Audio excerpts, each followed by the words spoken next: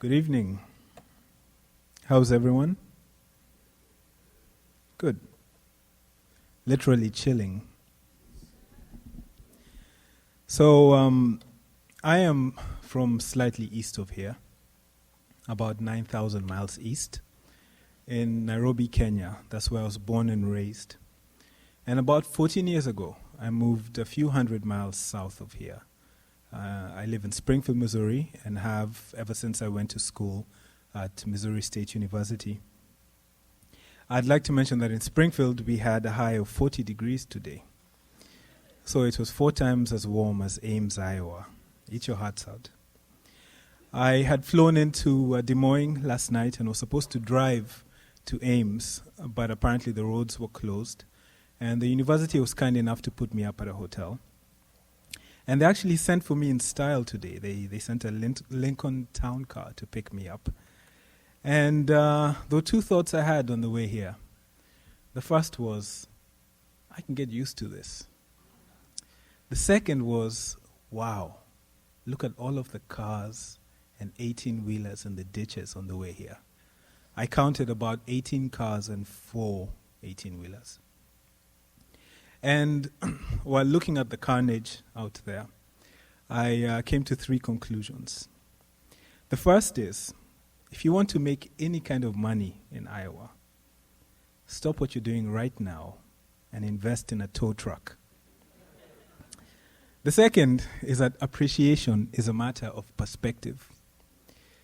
No longer will I wake up in Springfield with 40-degree weather and complain. I shall now have a song in my heart throughout the winter. As we were on the way to Ames this morning, the driver pointed out the state capitol in Des Moines and actually saw some politicians standing out there, and I noticed something very odd. They had their hands in their own pockets. Bad joke. The third observation that I had was that I had no idea that the difference of a few hundred miles could make a difference of a few hundred degrees. It is really cold here. And I should have really done due diligence and done my homework and gotten on weather.com just to find out what the weather would be like. Spend a little more time on weather.com, a little less time on facebook.com. You know, they say knowledge is power, but first you have to seek out the knowledge and be proactive enough to apply it. And I'll get to that point later. Because of films like Hotel Rwanda, a lot of people know about what happened in Rwanda in 1994.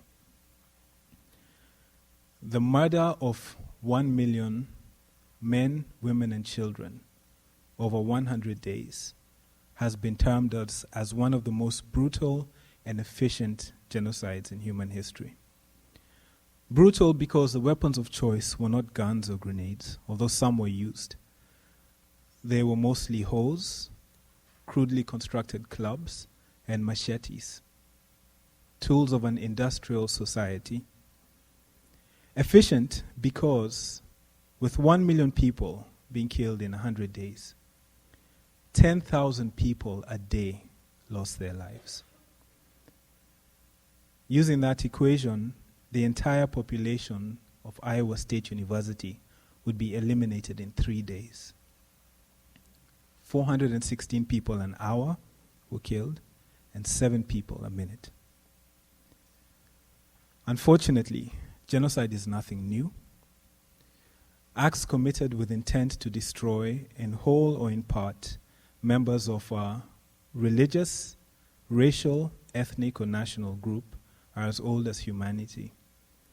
As a matter of fact, the 20th century has had 9 acknowledged genocides, not wars, just genocides. And it has been given the unfortunate name of the century of genocide. The term never again, which was birthed after the Jewish Holocaust, has been a mantra that has been chanted over and over again. And yet man's inhumanity to man continues, seemingly unchecked. The documentary we're about to watch is called Icyizere, and that's Rwandan for Hope. It's not necessarily about the tragedy of the genocide, although that is very real, and that's what motivated me to make this film. Rather, it's about brave individuals who are willing to face their pain, to face their trauma, and to rebuild communities, one person at a time. By a show of hands, how many people watched the 95-minute version that showed about a week ago? Okay, a handful of you. The version you're about to watch is actually 47 minutes, so I actually cut it in half because I know a lot of you have homework and tests and parties to go to. I'm really glad that you sacrificed walking through the snow and all the many different things you could have been doing this evening to be here. I thank you for coming. After the film shows, there will be a question and answer session, and I welcome you all to stay and take part in that discussion. Thank you very much.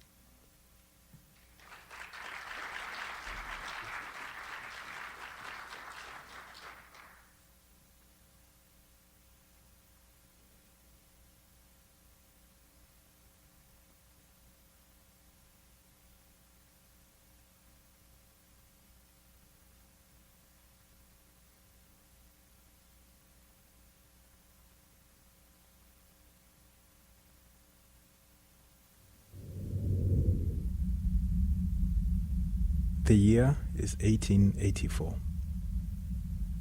European leaders meet in Berlin to divide the African continent and take advantage of its human and natural resources. The scramble for Africa begins. Arbitrary lines are drawn to create countries that did not exist before. Multiple ethnic groups are lumped together under the control of European powers. 6 years later, 1890, Germany formally claims the Central African region of Rwanda-Urundi as a colony. 1919. Germany suffers defeat in the First World War. Rwanda-Urundi is transferred to Belgian control. The Belgians encounter 3 ethnic groups in Rwanda: the majority Hutu, the Tutsi, and the Twa.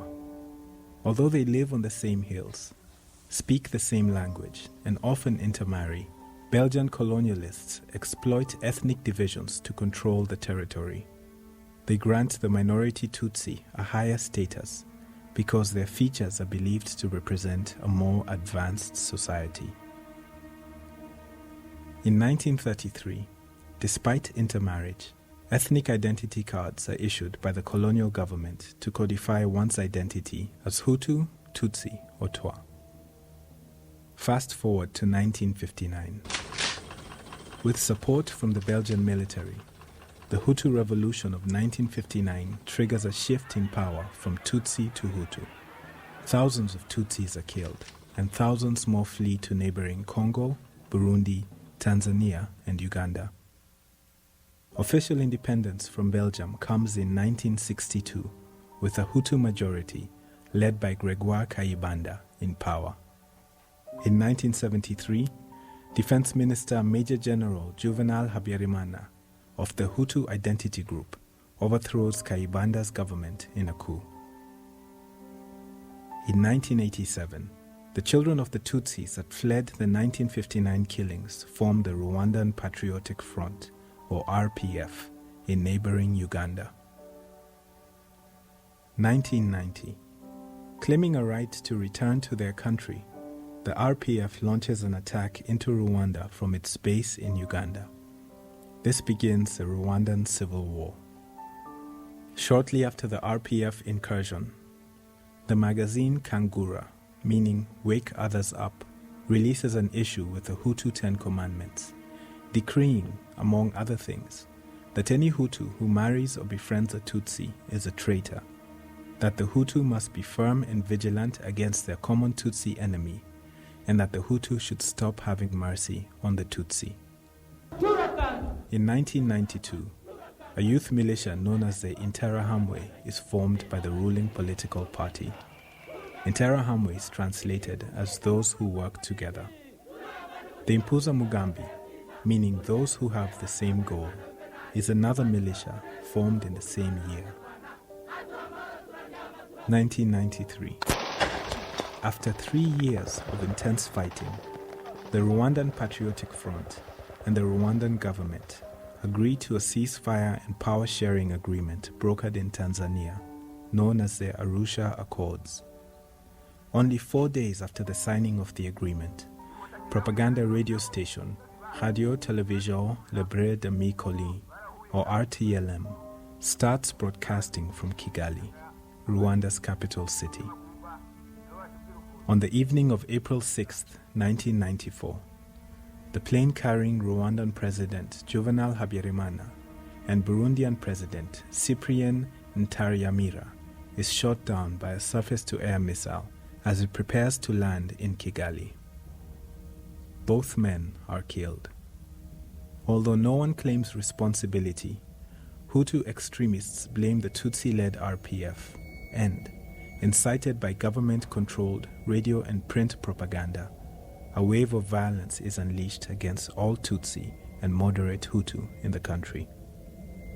In the following 100 days, 800,000 to 1 million men, women, and children are murdered.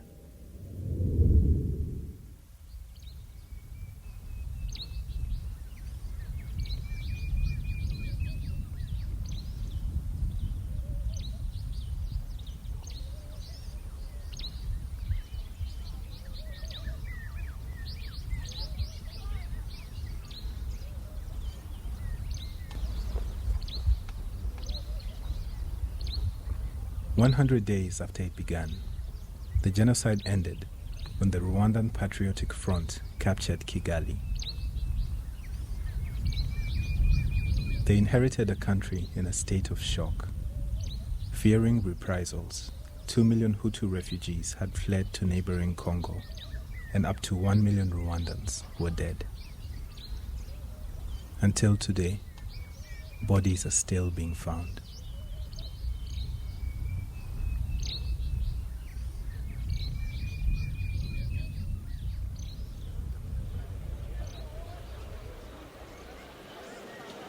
A decade and a half later, the need for reconciliation in Rwanda remains great. This is a film about 4 individuals in a gathering of 10 survivors and 10 perpetrators as they work toward understanding the situation they collectively face.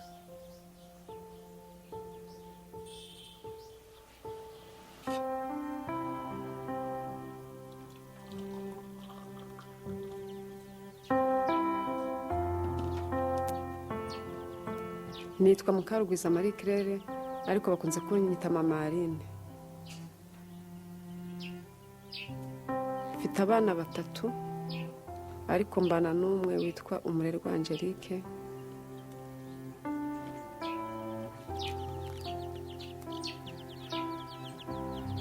Ndi umupfakazi wa jenoside.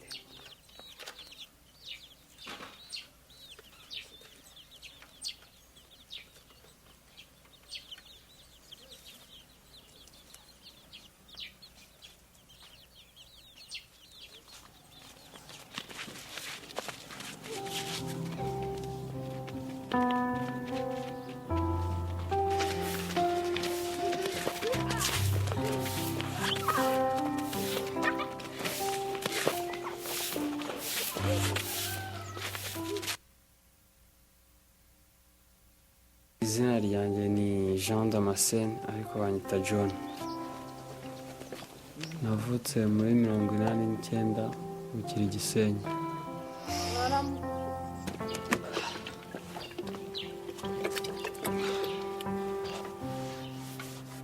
Mbana na mama muto wanjye.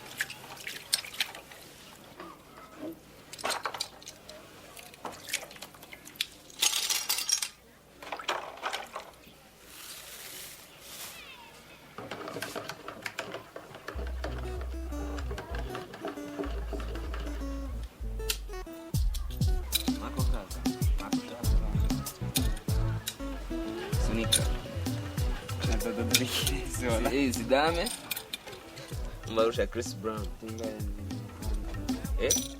mwanga wa cha kwanza anga na mwana babarenze kukoze nabo barengera.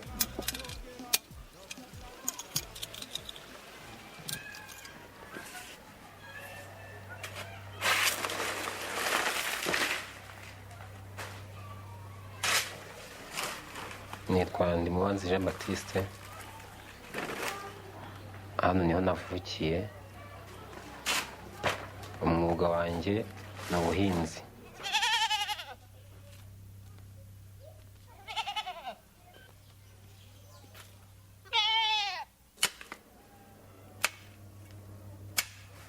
Habyarimana amaze gupfa nibwo habayeho kwicana, abahutu bica abatutsi.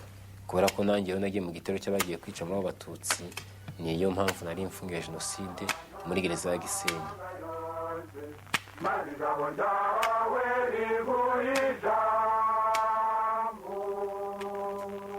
Murumva Radio Rwanda ivugira i Kigali muri FM kuri megahertz 99.3. Ni by'ukuri imyaka ni 14 ishize nyuma y'uko jenoside ibaye mu Rwanda, ariko sinzi ko twavuga ko ibintu byasubiye mu buryo, kuko ikigaragara cyane nuko hari ingaruka za jenoside. Buri wese afite ibikomere bye kandi bikomeye. Uko byamugizeho ingaruka ni ubizi. Kavuga rero igihe ubwacyo ntigishobora kuvura ihungabana.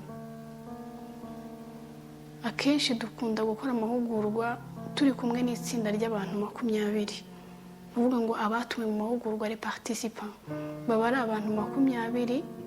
Hanyuma muri abantu 20 mu byifuzo byacu nuko abantu tugiye guhugura hagomba kuboneka byibura abantu 10 bacitse ku icumu, hanyuma n'abantu 10 bafunguwe cyangwa se bafite imiryango yabo ikiri muri gereza.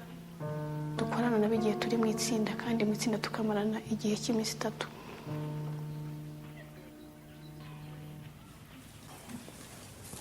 Ni ijambo riri mu Cyongereza, HEROC, Healing and Rebuilding Our Communities. Mu mahugurwa nkimara kugeramo nasanze harimo abacitse ku icumu. Numvise imbere ikibazo, numva kwicarana nabo bidashoboka, njye numva ndiketse. Hari ibintu byinshi twanyuzemo bituma abantu benshi bagira ihungabana. Ati rero ni byiza ko tubimenya kugira ngo nyuma yuko menye ibijyanye n'ihungabana ibyo ari byo, mbone n'uburyo nshobora kwifasha njyewe ubwanjye, cyangwa se nshobora kugira icyo mfashishije abandi. Hanyuma nyuma yuko tubonye ibintu biteye gikomeye ni ukwica umuntu. Nawe iyo ubonye umuntu apfuye amaze kugwa hasi ugira ubwoba, wakangarana, ukumva udashobora no kumira kumureba. Iyo ugenda mu nzira ukabona umubona mu ishusho yawe, no mu buzima burahinduka. Hari igihe gihinduka ukumva nawe nubwo wabutisha ariko ukabona umuntu uko bamwishe, umva ishusho mu buzima bwawe birahinduka, ukumva nawe ntaho uri, mbese nta n'amahoro ugira. Naho ugenda hose numva nta mahoro ufite, kubera ko uragenda ukabona ishusho ya muntu imbere yawe, wagenda ukibuka uko wa muntu yapfuye n'uko yishwe, bigatuma uhora ubabaye. Tumaze gukora jenoside y'abatutsi twarahunze tujya muri Kongo, ahantu hitwa ku Mugunga, mu nkambi z'impunzi. Nyuma rero gutahuka, nabwo twatahutse mu ntambara y'amasasu, tuza gutahuka tugeza no mu Rwanda. Ntago namaze iminsi myinshi no mu Rwanda, kuko nageze no mu Rwanda mu kwa 12 narangije ng'ibyumweru 3 njye mpita njya muri gereza njya gufunga.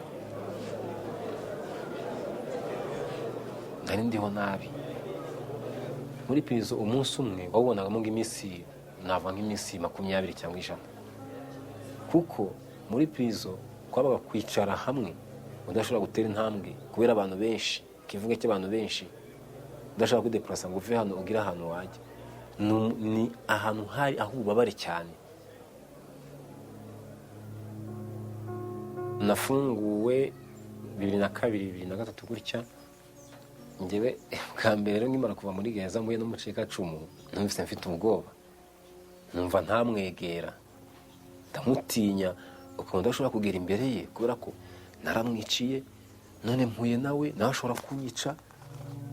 Ukumva uritinye guhura nawe, ukumva uratinye kabisa, ntago wahita umwegera gutya ngo ugende ujye kumwegera, wumva ufite ubwoba bukomeye cyane. Hagomba inyigisho cyane kugira ngo ushiruke ubwoba, agusange akumara ubwoba. Ariko noneho tuvuge ndanagiye kure nkanjye, hari igihe numva nkanjye muri nge tu hari nk'igihe kigera nkumva nshatse nko kwibuka nk'ababyeyi, nkumva muri njye nta muntu nareba n'amaso yanjye, ku buryo hari igihe mfata nk'umunsi wenda nkagenda nkirirwa ndyamye, ntihagire umuntu nshaka ko numva ijwi rye cyangwa mbona n'isura ye kabisa, nkumva nagenda nkigungira ahantu hamwe nta kindi nakora. Niho batandukaniye rero.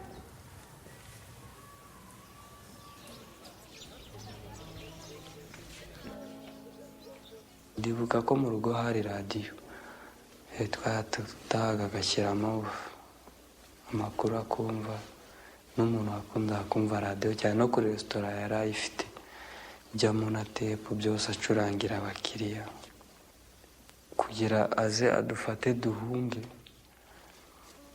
Yari yarangije kubyumva kandi yumvise n'abagomba kubikora nyine. Ndabyibuka kuko numva ari njye kana kari karimo bagendaga bakurura akaboko, n'utundi tubiri twari tumurikira. Bukeye bwaho ndebiti nyine intambara yatangiye, baraje. Uwa mbere nakubwira ni mama wanjye kuko bamwishe amfashe akaboko, bamukubita umupanga ndeba, barasubiranya baracocagura ndeba. Umwana yari ahetse bakuramo baca umutwe ubwo nkari, n'abandi babiri kubita ubufuni baryama nkariya, ko ari bane n'abasize aho ngaho baryamye bapfuye, babishe ndeba amaso ku yandi.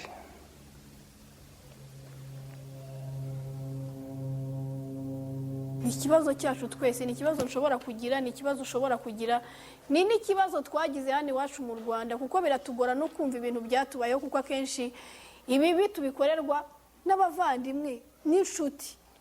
Iyo bavuze kubura cyangwa se bavuze ijambo kubura, ijambo risanzwe kubura, nyine kubura mu Kinyarwanda, iyo bavuze kubura kumva iki?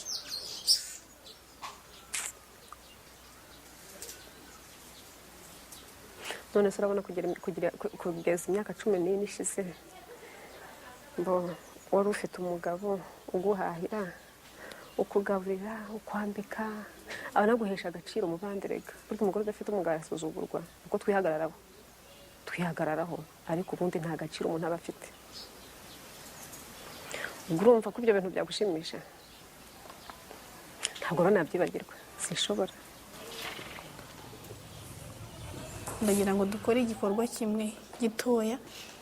Umuntu wese arafata urupapuro rutanditseho ikindi kintu mu ikayi yawe, uratekereza mu bintu byose wabuze n'abantu bose wabuze wakundaga ukaba utazongera kubabona, urandika ibyo bintu bitatu.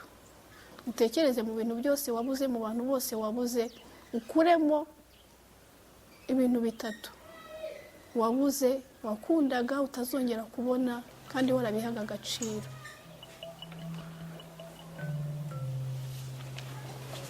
Shiraho akamenyetso gusa, ikiri imbere y'ibindi, ikibanziriza ibindi ni iki, ushyiraho akamenyetso.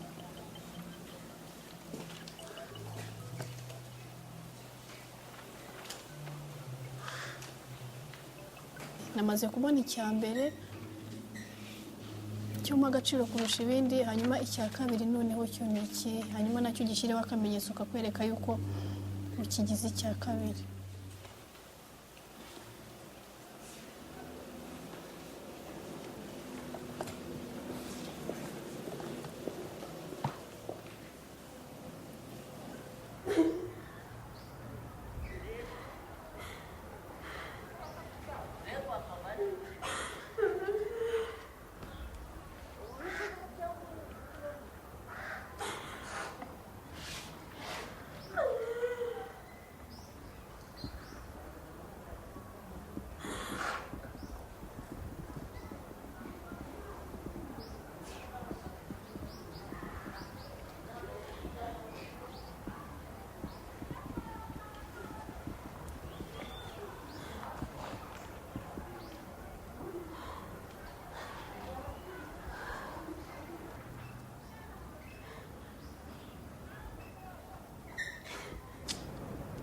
Iyo nibutse papa na mama,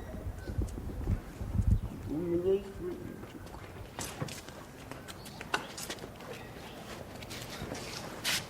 natekereza abandi bana ku isi iyo bavuga ngo papa azabaza biretse cyangwa mama, icyo natekereza ko nakwimbaza nibera mama nkibera papa, nta murumuna wanjye kugira ibyo bintu bituma nshaka kwiyahura.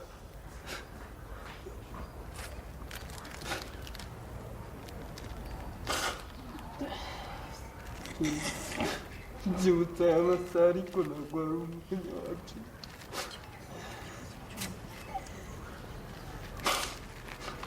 Kuba ku isi nta muntu ugira uririra ngo agukemurire ikibazo.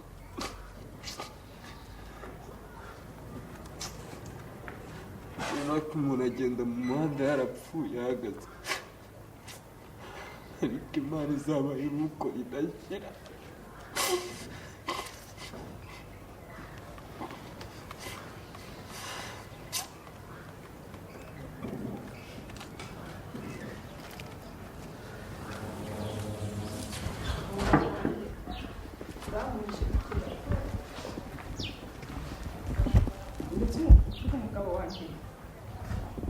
asa n'uwanzize kuko bakimara kumvumbura ahantu nanihishe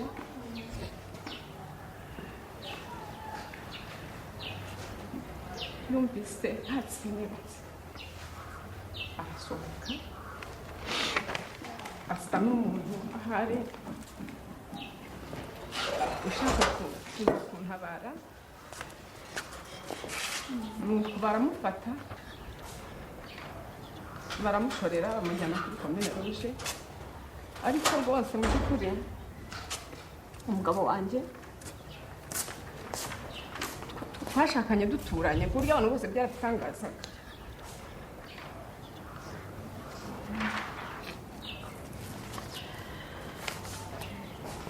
Icyo kintu cyamburije amahoro kugeza iyi saha. Ano majoro menshi ndamubona,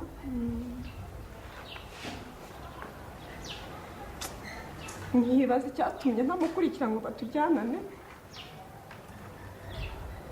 nkumva muri njye nishinja icyaha cyo kuba narabaye Petero.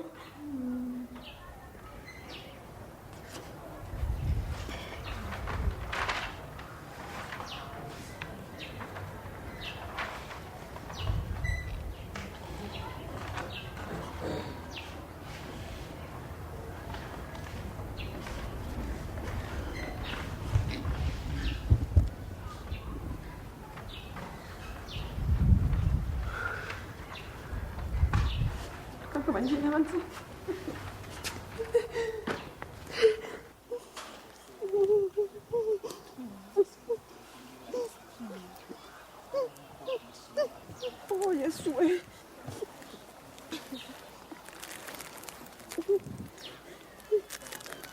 ariko mu Marine twari duturanye nta kibazo ajya agira, kandi mu bantu bihangana mu Marine nahanze nkurikije ibyabaye arihangana akihanganisha abana. Igihe tubyira ibi ngibi hari izindi decision twafashe z'uburyo bwo kwifata. ingorane tugira mu Marine, ikibazo tugira kenshi ni uko wumva ko igihe uri kurira cyangwa ugaragaza umubabaro abantu wenda babibona ukundi, ariko kandi n'ikibi mu bintu bidufasha kumva ko dukwiye gusohoka mu mubabaro wacu.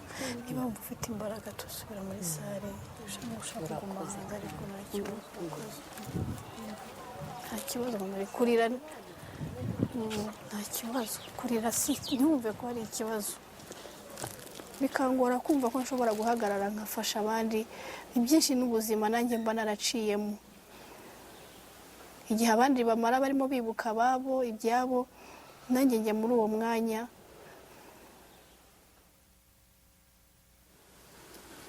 Muri 1994 nari ndi mu Rwanda, nari mfite imyaka 14. Minisitiri w'Ingabo z'Igihugu ababajwe no kumenyesha abanyarwanda bose inkuru y'inshamugongo y'urupfu rw'umukuru w'igihugu nyakubahwa General Majoro Habyarimana Juvenal rutewe n'impanuka y'indege, akaba yari kumwe na nyakubahwa Ntaryamira Sipiriyani umukuru w'igihugu cy'u Burundi, nawe akaba yayiguyemo ari hamwe n'abaminisitiri be babiri.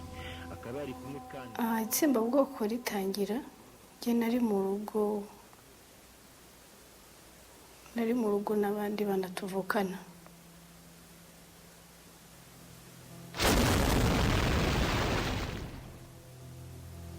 Numvise indege ariko sinamenye ibikurikiyeho. Hanyuma rero habaye mu gitondo nka 11:00 hahita haza umuntu, none hari undi muntu mwene wacu rutuye hepfo yo mu rugo yagiraga inka, aragiye inka ze, bamusangana yararagiye inka ku muhanda baramutema ku itariki 7 hari nka 5:00 uko yari atetse ahita ashyira ibintu byose mu nzu nta n'ubwo twariye. Nibuka yuko twahise tuva mu rugo tujya mu Masaka ku manywa. Namaze kumenya ko abantu bari guhungira muri Eto nari nsanzwe mazi kuko nigaga kuri primaire ya Kicukiro. Gusa bukeye nagize ingorane nubwo nashaka kujyayo kubona inzira nshobora gucamo ngo ngereyo kuko amayira yose yararimo intera hamwe bateze barindiriye. Naciye mu bihuru, hanyuma naje kwisanga ndahantu mu muhanda wa Kicukiro, umuhanda munini w'ibitaka urimo bariyeri y'intera hamwe. Barambonye harimo umugabo wari ufite kupa, harimo uwundi ufite impiri n'abandi bafite imipanga. Bambonye barandembuza, nubwo ntari bwababone gutya amaso ndebe isura y'intera hamwe kwisa. Ndavuga aba bantu barimo barashaka abantu bica, mbona barunze abandi bantu aho ngaho bahicaye. Sinzi ukuntu barebye ku ruhande gutya gatoya, mba nk'uwambutse umuhanda baranyirukankana ku Kiliziya cyo ku Kicukiro, baranyirukankana ndagenda nsesera muri senyenge zari ziri aho ngaho nyine zubatse urugo rwo kubabikira. Icyo nibuka nuko imyenda yose nari nambaye isa naho yasigayemo, mfamo nabaye bisebe kubera senyenge naciyemo yari ntoya cyane, zirankurura ziramfata zimera nk'izinyinjiye ku maguru yombi kuko nabaye nk'uwinjiramo nitambise. Hanyuma maze kugera muri Eto nasanze abantu benshi cyane bo muri famiye benshi. Ku munsi ukurikiyeho amakuru araza, sasa batubwira bati ubu abazungu bagiye kugenda, musigare hano mwenyine murebe ukuntu mubigenza, ntabwo intambara ibareba. Umutima wanjye navuga nti nta kundi nyine turapfa kuko nta kundi bishobora kugenda. Hanyuma igihe kiragera rero abazungu batangira kuburira imodoka n'imbwa zabo. Noneho umuzungu umwe mu minwari ahamagara izina, arahamagara ngo Alice. Umugabo w'amasenge ahita aza ankurura mu bandi bana aravuga ngo Alice ni wowe ngwino. Sinumvaga ko bashaka kumumagara kuko numvaga nta muntu nzi. Ikintu cyabayeho muri Eto nibuka maze kurira imodoka cyambabaje, abo bana baransezeye, abo nasizemo.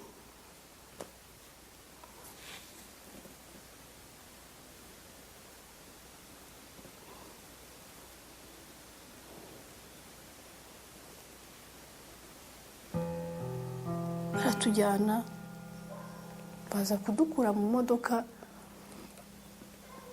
mbona turi ku kibuga cy'indege i Kanombe, badutwicaza mu ndege itwara imizigo. Nibuka ko ninjiyemo nambaye ibirenge kuko inkweto zanjye nazisize ahantu nagiye njya kwihisha mu Masaka kugira ngo zitavuga. Indege itaramanuka gato nibwo batubwiye ngo tugeze muri Kenya, turi Nairobi. Twamara amezi 4 tuba ahantu bari barashyize impunzi.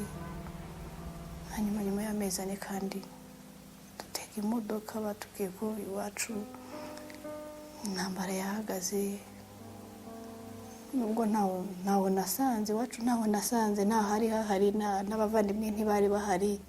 Hari inzu twasanzemo undi mukuzine wanjye wari wararokotse aba mu nzu wenyine, tumusangamo atubwira ati muze na onkire. Urumva nawe nyuma yo kuba mwiciye abantu yari asigaye nyine wenyine, ari njye turi kumwe. Twinjira muri iyo nzu tuyibamo, ariko njye ku giti cyanjye sinari nzi ibyo ndimo. Numvaga natekereza ejo hazaba iki, nzarya iki, nzabaho gute. Numvaga sinari nzi ibyo ari byo.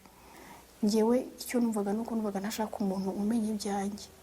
Numvaga nshaka guceceka kugira ngo hatagira umuntu uzamenya ubuzima bwanjye akanseka, cyangwa yanyubahaga akansuzugura nyuma y'uko amenye yuko ntagira umuntu ndebera, ntagira famiye. Nibaza ko umuntu wankize ku rutonde rw'abagomba kujya mu mahugurwa birashoboka ko yarabonye ikibazo mfite, kuko ni umwe mu bayobozi banjye, yabaye diregiteri wanjye niga muri Troncome. Birashoboka ko abandi bantu babibonaga, ariko nanjye numvaga narahindutse. Ndavuga hano hanze hari abantu bameze nkanjye, bakeneye gufashwa, kuko aba bantu nibatagira icyo bakorerwa bazagira ingorane nyinshi. Mubona hano handitseho urugendo rw'icyizere.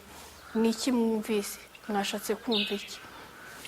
Ariko se birashoboka ko dushobora kugera tubonye icyizere, cyangwa turebe ko nta muntu ubuze uwe tumumushakire, ko dushaka kugendana. Mwebwe mwe musigaye aho ngaho, ndashaka kuvugana nabo. Muzi icyo uri bukore, ugerageze umuntu muringaniye ntagire ikintu aba, kuko nagira icyaba biri ku mutwe wawe. Turagendera ku murongo, ukurikira umuntu ukuri imbere, kugeza igihe turi bugarukire tukagera aho tugomba kugera.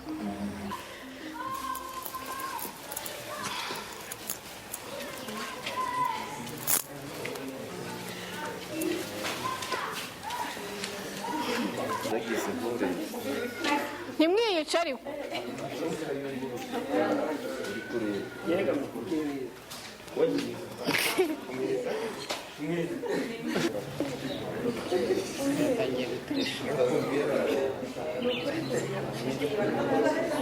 Mufunge ku byo kitaza gufungukira mu nzira, nyamuneka ntigifungukire mu nzira. Jifunga kabiri kirapfunduka.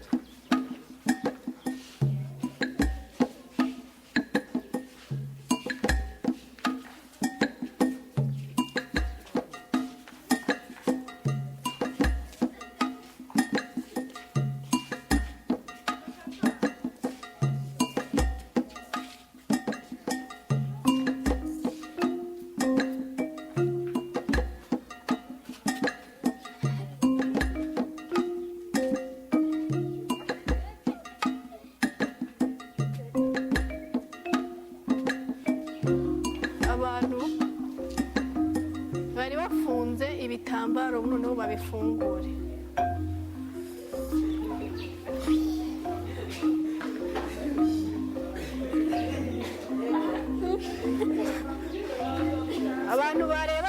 banyu nabo bagiye kuba impumyi.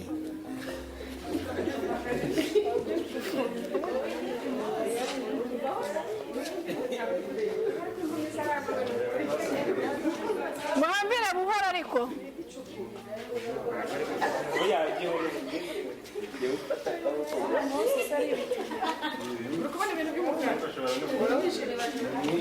Urakurikira uri imbere yawe, urakurikira umuntu uri imbere yawe ntumuce.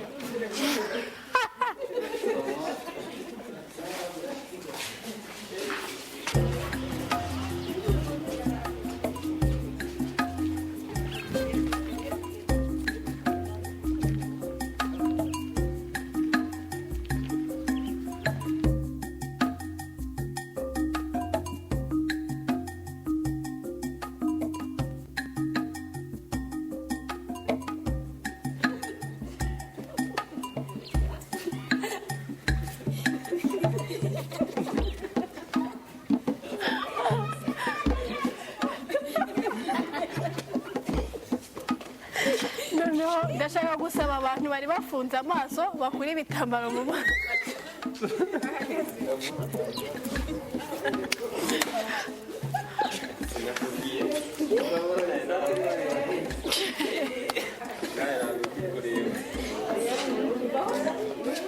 Mwarangije twese, reka mbasabe noneho dusubire mu byicaro, reka tugire intebe neza dusubire mu byicaro, reka twicare.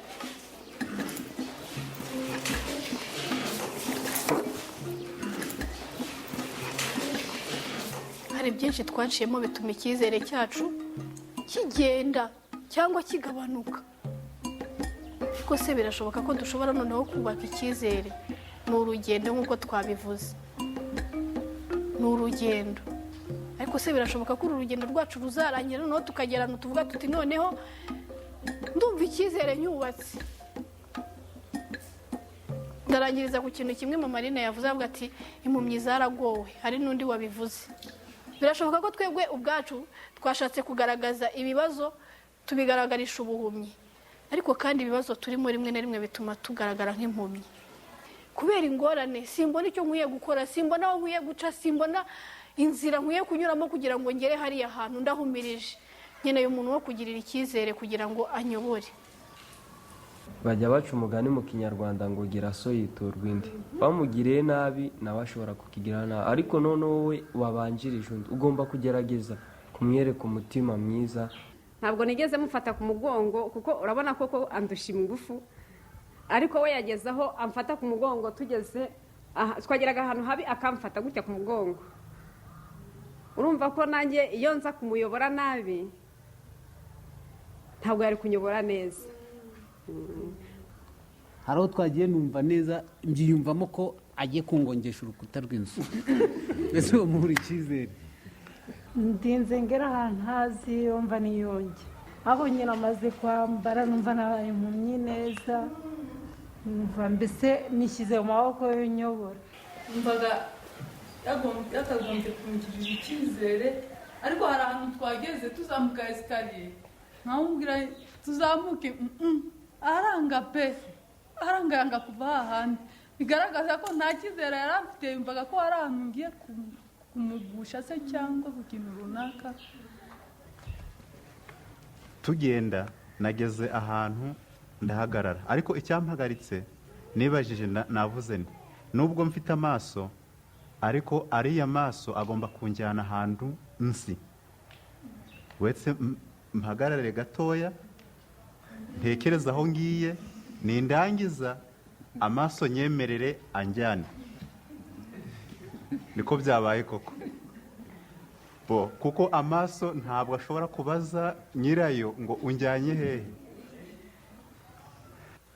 Hano murahabona igiti, murabona hari igiti cy'umwembe cyajya kugira ngo kigire imbuto za avoka. Birashoboka. Ese ahangaha kuri iki giti cyacu nihe mizi twabona yabyara imbuto zitari nziza ahangaha zo kutagira icyizere? Kubura imibereho. Ubukene noneho ahangaha bwabyara iki? Bwabyara uruhe rubuto ahangaha? Ubukene. Gusenya urugo. hari ikindi nakongeraho muri ubwo bukene busenya urugo ubundi haba harimo urukundo ruke bivuga ko umuntu aba adakunda mugenzi we ahubwo yakunze ibintu. ese ubuyobozi bubi bwatubyarira iki ahangaha uruhe rubuto John? Bwatubyarira amacakubiri, ikindi urupfu, mama, intambara, ikindi akarengane, nibyo ahangaha ni nka sosiyete nyarwanda. Solange, numva n'amateka mabi yaranze igihugu cyacu ashobora kuba kimwe mu bintu. Amateka mabi nanone ashobora kubyara kutemerana cyangwa kutumvana. Tuvuge niba baratwigishije iwacu bakatwigisha bati aba ngaba aba ni abahutu, aba ni abatutsi kandi bameze gutya ntabwo mukwiye kuvugana. Twebwe dukura twumva yuko uyu nguyu kubera ko ari umuhutu n'umwanzi wanjye. indabyo zanjye mbona ari nziza ndazikunda.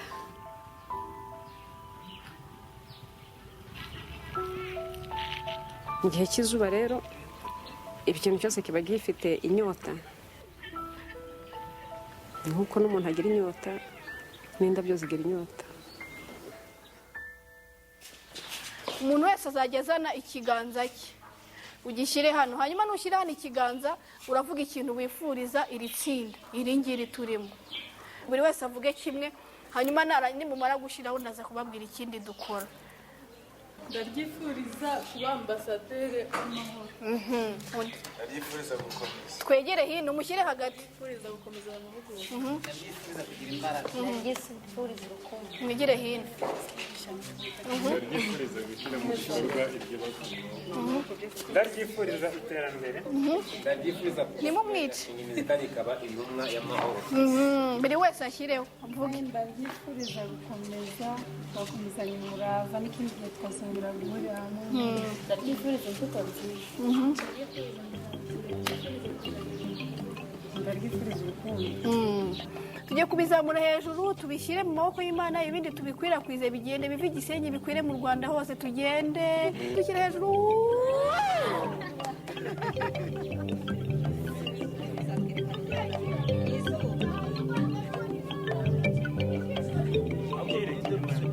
Wowe uri kukandisha ku muntu winjiramo hariya. Rimwe kabiri ziraguruka, inyoni ziraguruka, iyindi rimwe.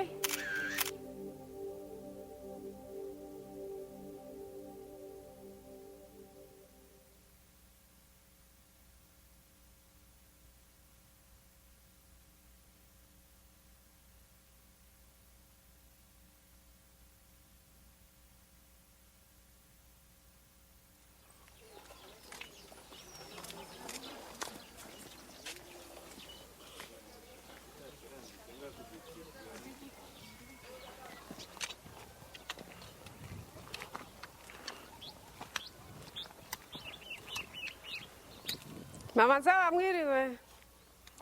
Yego murakora. Yego.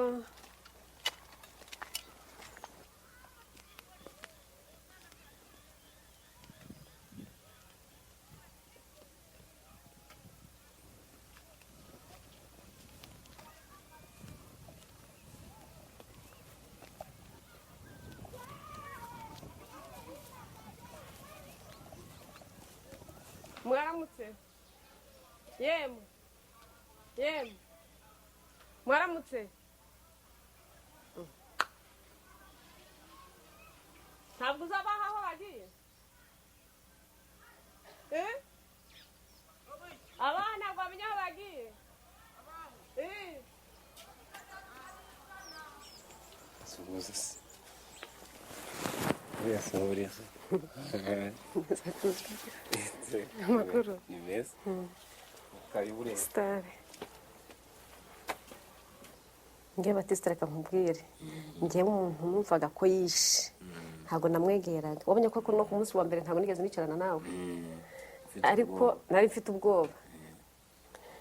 Ikintu mbese nakuyemo cya mbere cyagiye cy'impumyi irandati.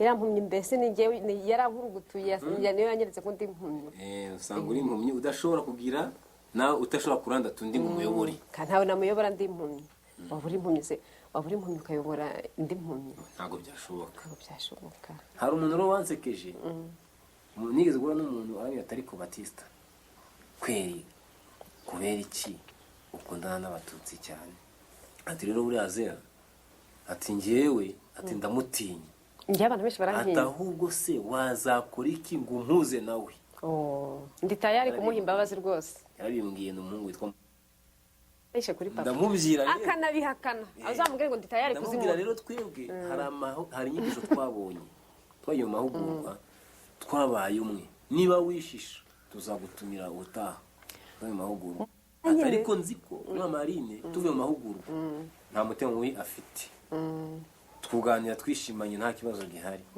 ati ngize amahirwe ngabona mwegereye byibuze ngagana yo gurike ati nashimira Imana yari umwana twavukanye yari umwana twavukiye twakuriye hamwe ariko byarantangaje kubona aza mu gitero cyo kwica papa muri gacaca kabihakana none niba umutima nama ushaka kugira ngo azaze rwose twegerane ndabimusabye no muri gacaca namujyanayo nkabwa nti nguyu ntabwo nkiri mu rubanza nawe twasabanye imbabazi ku mugaragaro rwose niko abanyarwanda twakagombye kubaho nukuri niba yarabikubwiye birashimishije amaze kumbwira aho tuvuye mu mahugurwa abona ukuntu nge nawe tuganira uko dusabana nta kibazo kandi mwarafunganywe twafunganywe ati ngiye mfite ikibazo mfite amahirwe ngayo ufite nanjye nakuba nezerewe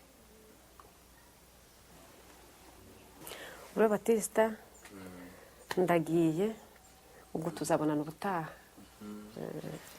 herekeze ariko urakoze namwe urakoze usuhuze madamu wawe sura nubwo madamu yagiye mu mirimo ariko si Batisi kuko yaratinyitse arabikubwira rwose pe none se wazamuze uzamubaze uti ko yagusura yifuza ko yagiye iwawe ariko ubwoba bukamurya akavuga ukuntu yabigenza njyewe rwose sindi umwicanyi sinzi kwica kandi ndi umunyabyaha nanjye Imana ijya imbabarira njya nkora byaha umubwire ati imbere y'Imana nta cyaha nta nakaha ariko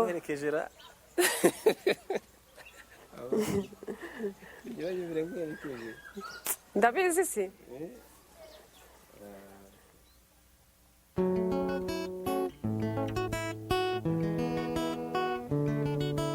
babarira u Rwanda rwose mana babarira u Rwanda rwose mana babarira u Rwanda rwose mana turabizi neza ko amahano yabaye akugezeho kuko ibera hirya no hino ubireba agahinda n'ishavu cy'imfubyi n'abapfakazi byakugezeho bigutera agahinda bituma ushaka kururimbura nk'uko wabigenje Sodomu na Gomora semana babarira u Rwanda rwose mana babarira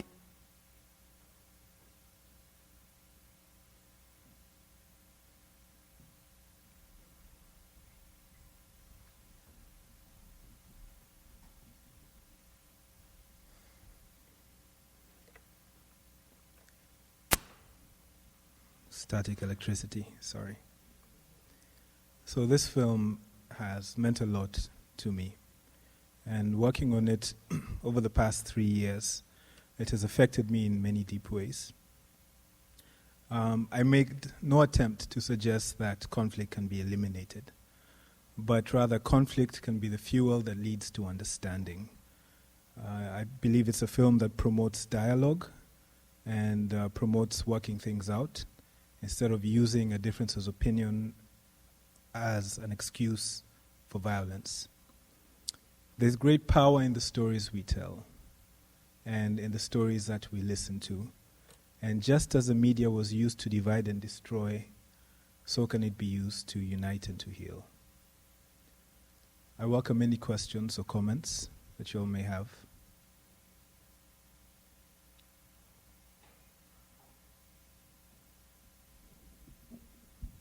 Yes, sir.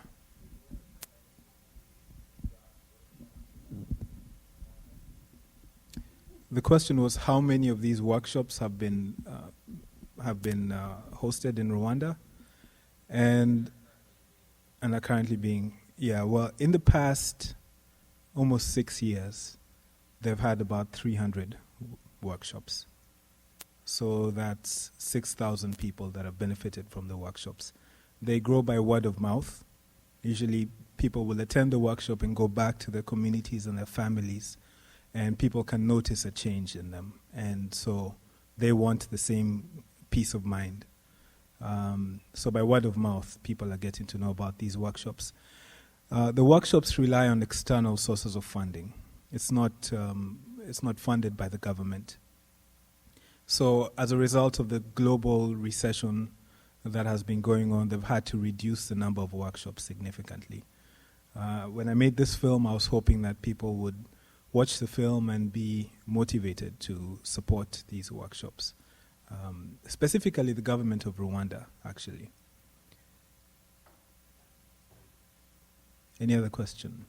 Yes, ma'am. The question is, what drew me to the project?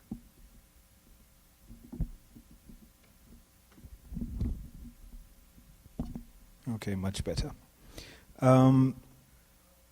Well, I'll have to rewind about 16 years to 1994.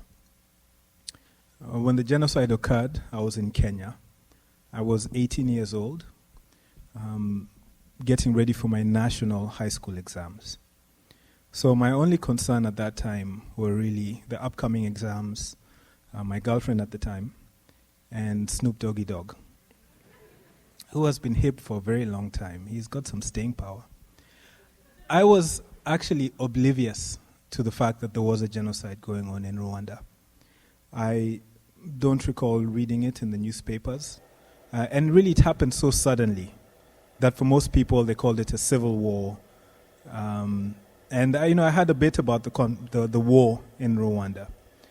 But I didn't really see any images on the television. I didn't really read about it in the newspaper.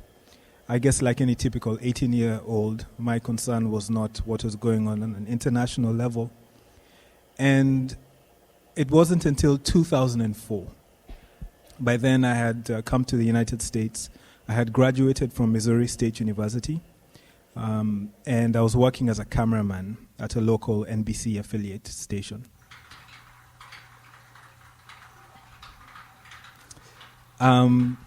Sorry. I remember coming home from the second shift at work. It was 9 p.m. and sitting down on the couch and turning to PBS. And there was a documentary on PBS called Ghosts of Rwanda. And I can recall sitting on the green couch in our living room, being unable to move. I was totally mortified. This documentary really showed me just how serious, how severe the situation was in Rwanda. And I couldn't believe that, first of all, human beings could do that to each other. Until I watched the documentary, I believed that people were inherently good. If given the choice, they'd choose to do the right thing. And here I was watching a documentary that was challenging this belief. Neither could I believe that it happened so close to where I was, and I had no idea that it was happening. And I actually fell into a depression after watching this film. I remember going back to work the next day, and one of my fellow cameramen came up to me and said, I saw this film on PBS, and I knew he was going to talk about it. And immediately I changed the subject, because I even felt ashamed, And about a year later, I met a gentleman by the name of David Zaremka, who told me about his experience when he went to Rwanda. He said he met a young genocide survivor who was in the same room when her mother was killed. And she told Dave that the man that was basically responsible for hacking her mother, when he got done, he turned to her and he told her to run. So the man that killed her mother saved her life. And when Dave was telling me this, it suddenly dawned on me that it was more complex than bad guys killing good guys and one group rising up against another. And I began to wonder what motivated people to do this. For this man to commit such an act and then tell her to run, there was conscience. And I began to do some research into the genocide and the causes of it and the propaganda that was used. And the fact that it was generational, it just didn't happen overnight. And Dave went on to tell me about these workshops that were going on in Rwanda, where they brought together 10 survivors and 10 perpetrators, educated them about post-traumatic stress disorder, had group exercises to build trust. And I felt like it was a story that had to be told. It's because of my despair upon learning about the genocide. That is what motivated me to make this film, because I do feel like we need more stories of hope. We do. We live in a time when headlines give our heads lines, and the focus is always on the negative. If it bleeds, it leads. That was often drilled into us at the TV station. And I think, it's important to tell stories that focus on the goodness of humanity and focus on positive things that are going on. Especially as an African, I feel like Africa is grossly misrepresented. And it's always the negative images that the world is shown, when it's actually also a very beautiful place with beautiful individuals. Yes, sir.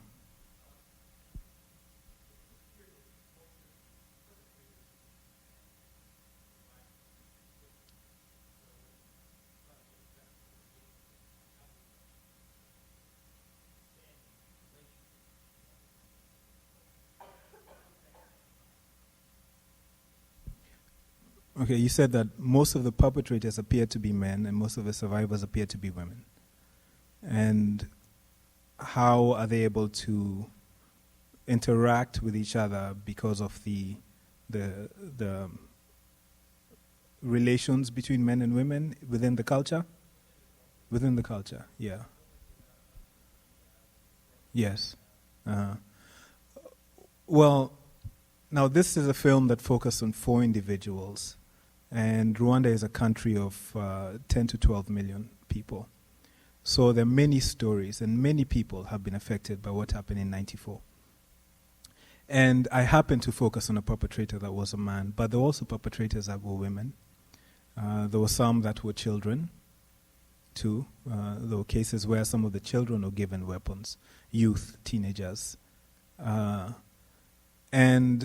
a lot of the survivors, too, are young boys, young girls, men and women. John is a representative, too, of the youth in Rwanda. And there are many boys and girls and young men and women that are survivors. In the case of Jean-Baptiste and Mama Alini,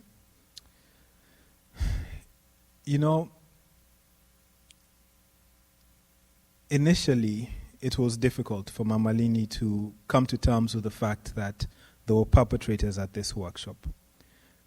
This workshop works at bringing together 10 survivors and 10 perpetrators, but sometimes they bring in family members of perpetrators that are still in jail. And so, ideally, it would have been better if it was a lady working with a lady, but, I had to really work with what I had. And right now, I can tell you that Mama Alini and Jean-Baptiste still maintain their relationships. Jean-Baptiste has a wife. He has 7 children. He will come to Mama Alini and ask advice about, raising the family or his relationship with his wife. He will assist her with things that she needs done around the home. They're neighborly with each other. And while it was Mama Alini's belief that a woman without a husband has no value in the society, life still has to go on. And it does. And I'm not sure whether that answers your question. I hope it did. Okay.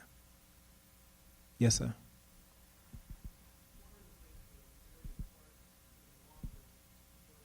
Mm-hmm.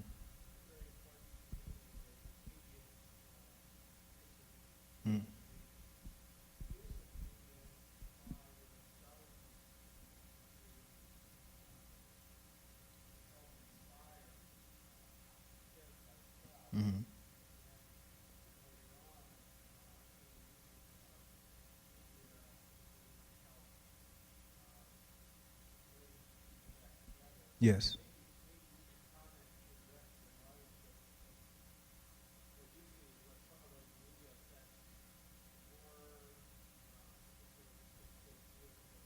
Mhm. Mhm. Well, the media definitely played a major role in the genocide.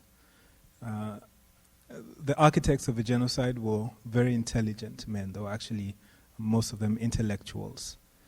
And they figured out that repeating these messages over the radio and through the form of print propaganda would actually have a great effect on the people of Rwanda. A lot of them studied Adolf Hitler's work, and they actually used the same techniques that he did. You know, they had a country that was reeling from political and economic turmoil. They had fanatical leaders that had a hold on the mostly uneducated and rural farmer population. And they also had a vulnerable minority that they targeted. And so, ever since 1959, and I briefly talk about it in the beginning of the film, when the power was changed from Tutsi to Hutu, there were songs that were written praising what they call the Hutu Revolution of 1959. There's one song in particular, I remember one of my translators, I worked with some Rwandan translators on the film, he had a song that he began playing for me, and I thought it was just very rhythmic.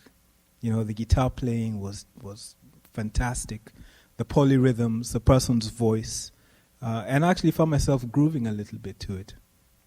And, you know, then he began to translate what they were saying. And the song was saying, I hate these Hutus that do not believe in the revolution, these Hutus that have mercy on Tutsis. So such catchy songs were being sung by a lot of people in the country. There was, in the print propaganda that was used, there were very humorous cartoons and humorous poems that were printed. There's one in particular where there's a patient and a doctor. And the patient says, "Doctor, I'm sick." And the doctor asks, "What is your malady?" And the patient says, "The Tutsi, the Tutsi, the Tutsi." And this was repeated since 1959, where there was a major massacre of Tutsi. It was repeated in 1973 when there was a coup and a new president took control, all the way up until 1994. So for a lot of people, they actually believed in the lie that the Tutsi were trying to take over Rwanda again and were trying to oppress the Hutus and take them back to a time of slavery. Adolf Hitler, in the educational system of Nazi Germany, the youth were told that the Jews were vermin. The Jews were against culture. The Jews were trying to destroy the German culture and the culture of the world.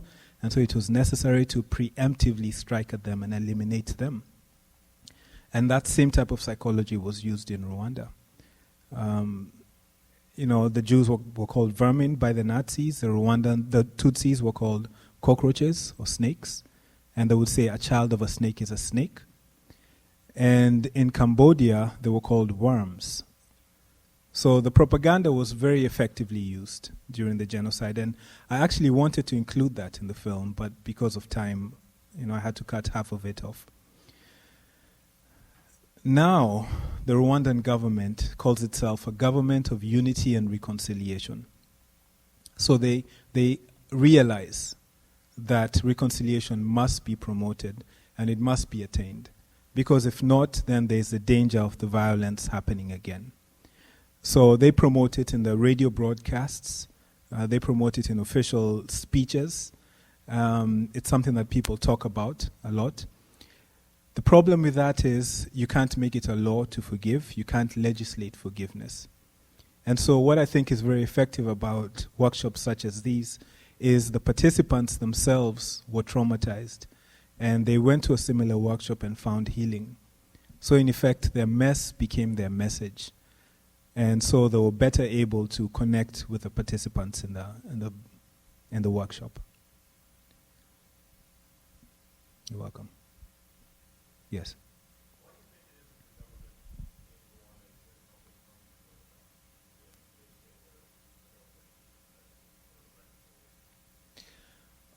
Well, because the government promotes reconciliation, and because a lot of people have been moved by what happened in Rwanda, there's a lot of external and internal help in Rwanda. So the government does fund certain workshops. Some of them, I'm sure, are quite effective.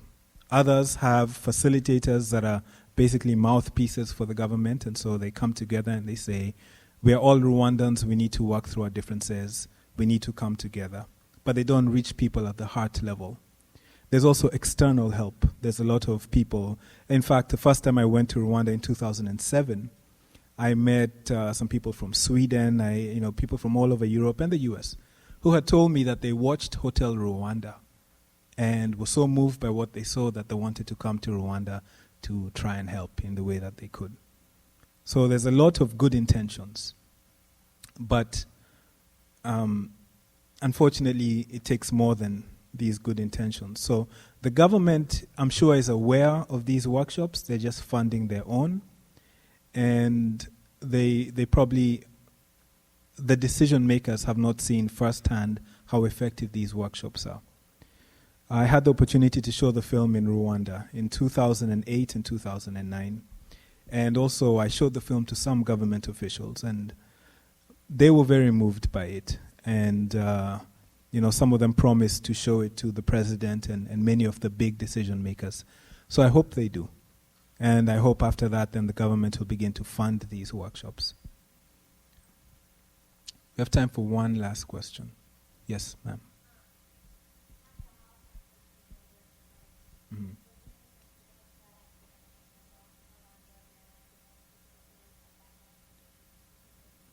Okay.